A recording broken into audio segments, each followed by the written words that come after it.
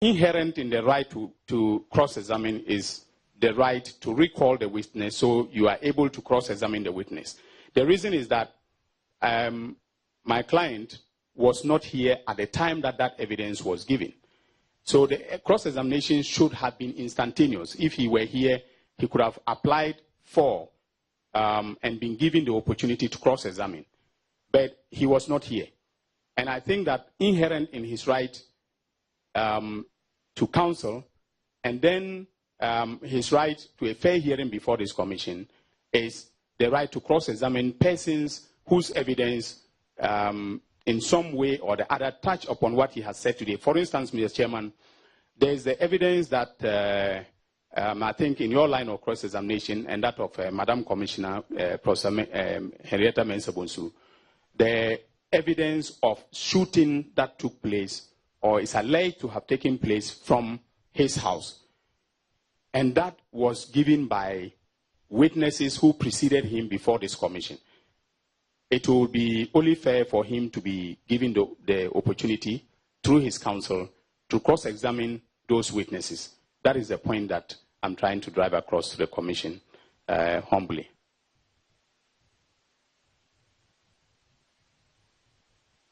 Would, as I indicated earlier, we would reserve our decision and communicate it to you at a later date.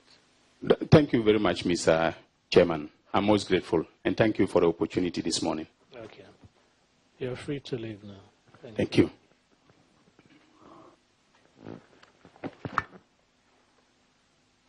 Coordinating all the communications from the regions to the National Security Council Secretariat. I'm also responsible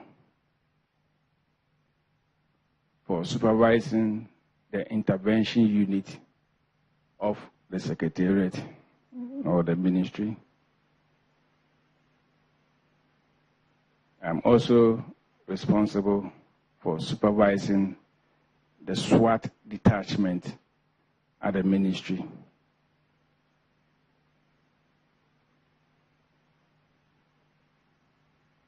And I stand by for any other task that is given to me by the minister or the National Security Coordinator. Now, you stand by for any task given to you by the minister or the National Security Coordinator. Who do you report directly to? I report directly to the minister. And at the same time, I report directly to the coordinator, depending on which particular assignment that I'm given. Now, on any particular assignment, if you receive conflicting instructions from these two bosses, which one are you supposed to carry out? My Lord, I will always confirm all assignments given to me. And if they are conflicting, I will bring it to the notice of those who gave me the assignment. And if both of them are insisting, what would you do? On the same assignment, I think they will be able to come to the middle level for me to execute my tasks. What informs that strong belief of yours, that they will always find a common ground? Because the coordinator works under the minister. So then, is it right to say that you report to the coordinator, who in turn reports to the minister? Is it right? My Lord, it's not wholly right. There are some issues from the ministry I report direct to the minister as a director. Colonel, how many units do you have under your secretariat?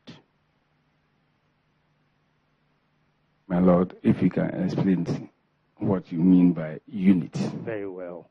For instance, those of us outside, we know some people calling themselves national security personnel. We also know, we recently have come to know another group called the SWAT group or unit. So I'm referring to such groupings. My Lord, the ministry has departments. We have the operations department, finance and administration, the external affairs department, general services department, the legal department, and internal affairs department.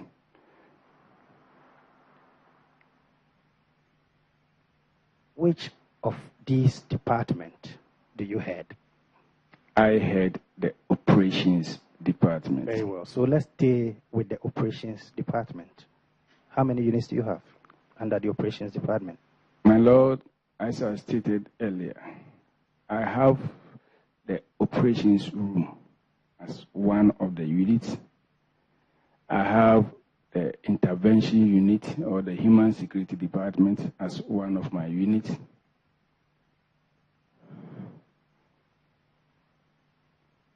And I supervise the National Police SWAT as one of the units. So then, putting all these units together, how many men do you have under you, under the operation unit? My Lord, I cannot openly mention the men under me for the purpose of manpower and national security. Now, Colonel,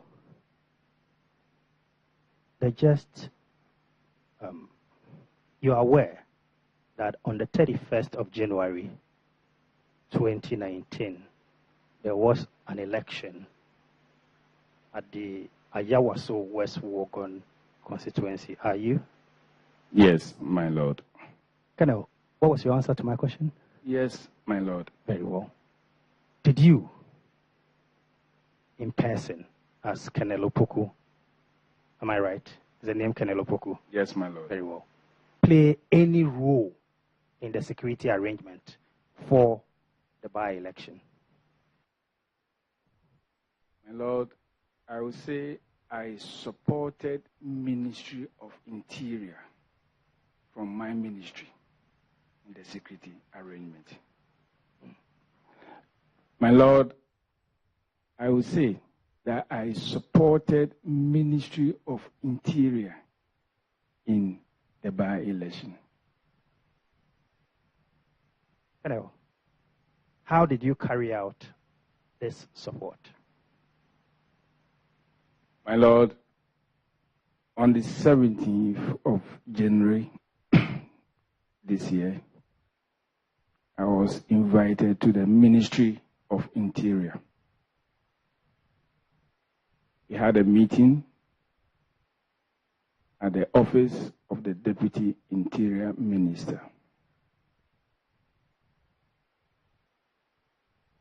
We had the Director General of Operations, Ghana Police,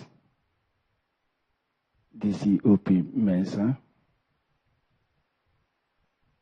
We also had the Comptroller General of Immigration, Mr. Techi, and it was chaired by the Deputy Interior Minister,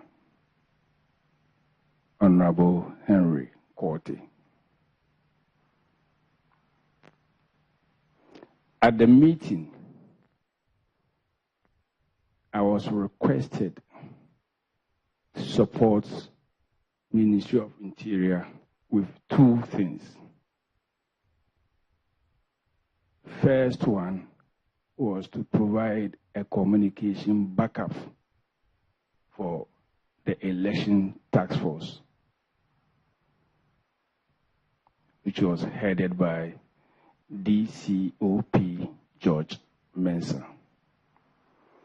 And the second request was to provide a place for them at Abelempe which is within the Ayawaso-Wogon constituency, as their task force headquarters. And after that meeting, we went and greeted the Minister of Interior, Honorable Ambrose Derry, and he encouraged us to do our best to ensure a successful by-election, and that national security should give them the needed support.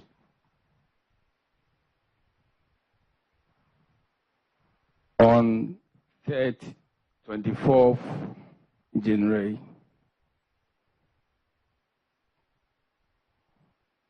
I was called again, this time to come and brief them on their request that they have made to Ministry of National Security.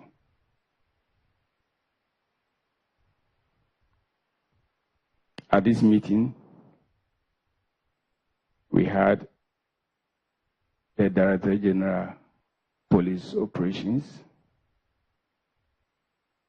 the Comptroller General of Immigration, the Regional Police Commander, Mr. George Sapong, Mr. Sapong, I'm not sure that is George, I think it's somewhere.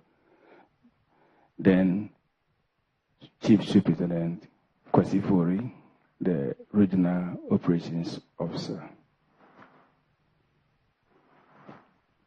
As part of my brief for them, I made them aware that national security is ready to provide the communication support that they requested for.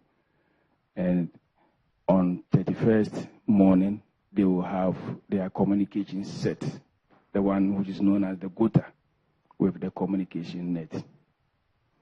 And on their second request, I intimated that the office is ready for them to use as their task force headquarters.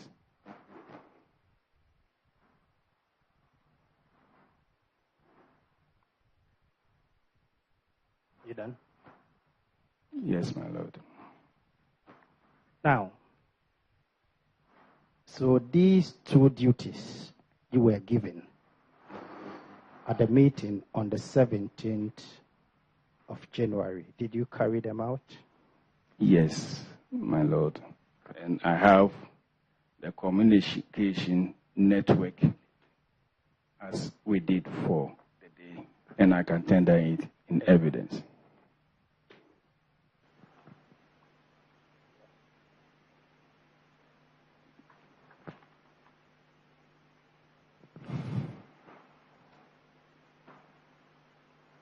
Colonel, apart from these support services, on the day itself, and I'm referring to the 31st of January 2019, did you find yourself anywhere within the Ayawaso West Wogon constituency? I mean, you in person? Yes, my Lord. And what took you there? My Lord, as normally in general elections, national security is not actively involved in the task force, but we provide some support covertly to such operations. For some time now, we have been monitoring movement of weapons within the country. On the 30th, we had a lot of information that people have moved from Tamale and Accra and Kumasi to join their counterparts in Ayawaso Wogon or Greater Accra in general. And most of these people had weapons on them. late evening on 30th, my SWAT commander, who has been here before, DSP Azugu, came and reported to me that he has had an information that some of these people that we'll be monitoring had come from the north and Kumasi, were moving into a house close to the La Balewashi Primary School with weapons.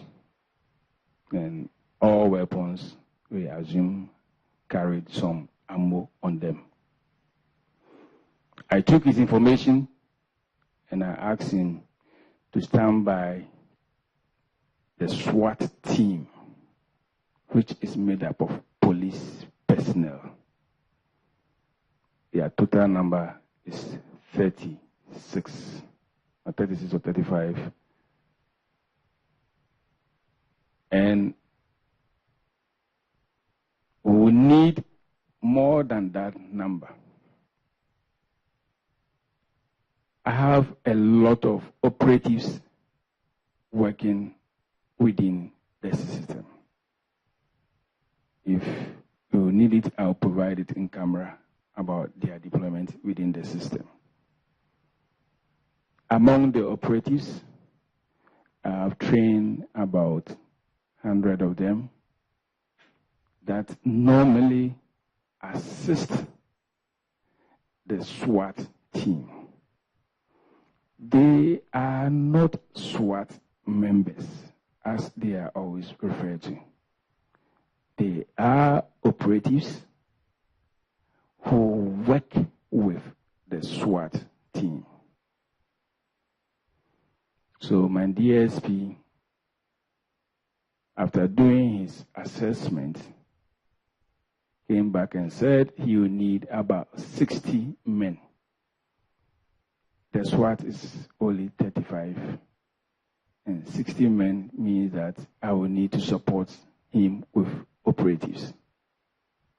So we decided that he will use 25 of his police SWAT members, then we'll augment his strength with 35 national security operatives.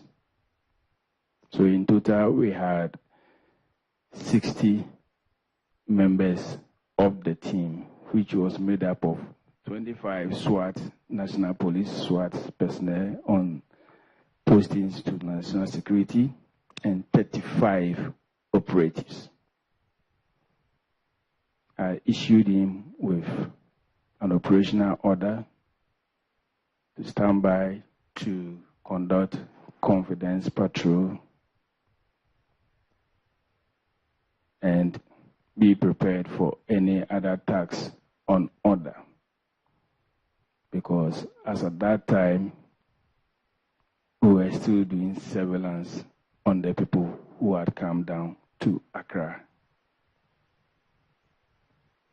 The operational order was issued to them. They arranged, and by 3 a.m. on 31st January, we assembled at the emergency command center with the 60 men. We had 10 vehicles. Out of the 10, the police SWAT team provided 3 vehicles, including the Hunter, that big car, which is in the videos that we see, is called Hunter. And I added 7 operational vehicles from my pool. By 05:30, we were all at Abelempe, the National Security Yard, and co-located with the by-election task force team. Now, what I want to know from you is whether or not the men seen in the video are members of the SWAT team to begin with. Yes, my Lord. The men I saw are part of the SWAT and the operatives that form the patrol team. Very well. Now, in the video, which I must admit are pieces of videos joined together, so are likely not to follow the sequence as you are saying, we see two differently dressed personnel.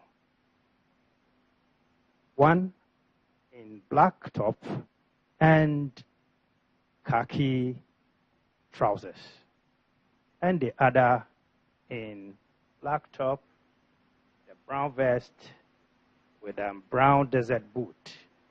Which of these two is the civilian operative, and which one is the police operatives? My Lord, as the DSP who was in charge of the team said the other time, the attire that was required of them on that day was a black top with either a blue jeans or their training trousers, which is the brown one. All those in brown and black. I think except one policeman who was in black, most of them were operatives. Yes, Colonel. Yes, my Lord. You were telling me about who was wearing who on the day. Have you finished? Yes, my Lord. And even the original videos, if you check, some who were with Honorable Sam George were wearing brown trousers and black top. Some were black. And there was one particular person who said, "We'll kill you, we'll kill you." This is the beginning of 2020. And that is why they changed the map as if it was coming from the vehicle. That man was in black top and brown trousers. So it could be a mix of the people who were with Sam George and my men. So then, if I get you right, what you are telling the commission is that on the day,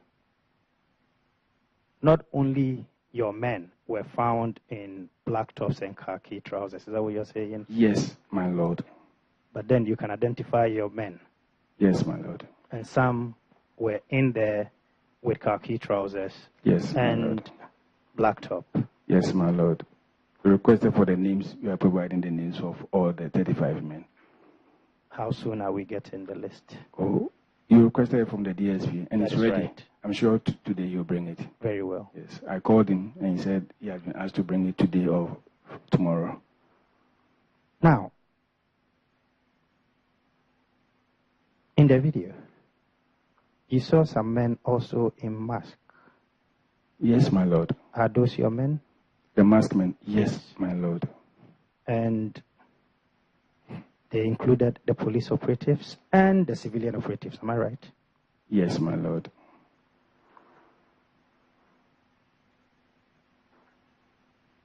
Now, these men, according to you, had the first duty of building confidence. Am I right? Confidence patrols. Confidence patrols. Yes, my Lord. Okay. Colonel. Yes, my Lord. Assist us. Yes, my Lord. What does confidence patrol mean? My Lord, the essence of that patrol was to let the people within the constituency know that the security forces were ready to ensure that no vigilante group, as they are known to be, could disturb the election on that day. So we're rather giving confidence to the populace to ensure that they come out and do what they are supposed to do and do their work as required of them. Confidence Patrol in mask. Are you sure that will give the needed assurance to the electorate? Yes, my Lord. I think the mask, as my DSP said, was mosquito, but it wasn't for mosquitoes. I think it was just a joke that he made. But we normally mask to ensure that our operatives are not seen. Operatives live within the communities. If you see a policeman even mask, it means that policeman is living within the community and he can be seen today or tomorrow after operation. So normally, those who live within or who are likely to be seen and their cover will be blown are masked. And in this situation, those who are masked, that was the essence. We didn't want their cover to be blown. If we check further after this, I've seen a lot of pictures in town, some wanted with some of my men, and others, they mistook them to be our men, but they are the National Police Force at some houses, some were at some funerals, and they were trying to put up their face before the populace. So you can imagine if we had not masked their faces now, what would have happened to the people who went on their confidence patrols? And I will give you an audio, which will not be played here, where some were saying that they were going to go after these masked men. I don't know how they were going to remove the mask and follow them. And if the worst should happen, they are likely to kidnap their family to ensure that these people will come forward. I will provide the audio for you. Do you have it readily available? It's in the car. After this, I can provide for you. Very well. Colonel, first of all, let me clear this. You said the explanation given by your commander